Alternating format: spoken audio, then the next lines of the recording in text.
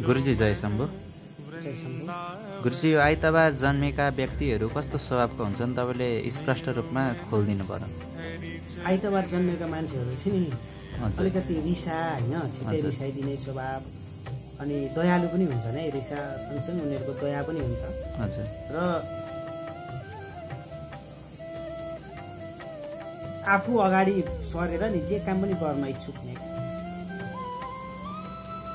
उसलाई कामसँग भने नि कर्म एकदम विश्वास लाग्छ। हजुर। मैले गरिरहेका कामहरू चाहिँ हजुर। एकदम फल दिने खालको छ है हजुर। भनेर उनीहरू एकदम कर्ममा धेरै विश्वास गर्छन्। आइतबार जन्मेको मान्छे आत्मबल र आत्मगौरव हुन्छ नि, हजुर। उनीहरूको बलियो हुन्छ। आइतबार जन्मेका मान्छे रिसा भए पनि होइन। अनि यस्तो मान्छेहरू चाहिँ परिवार हुन्छ नि, विशेष परिवारको ख्याल गर्ने, तर स्वतन्त्रता भन्ने कुरो उसलाई एकदम चाहिन्छ। स्वतन्त्रता चाहिँ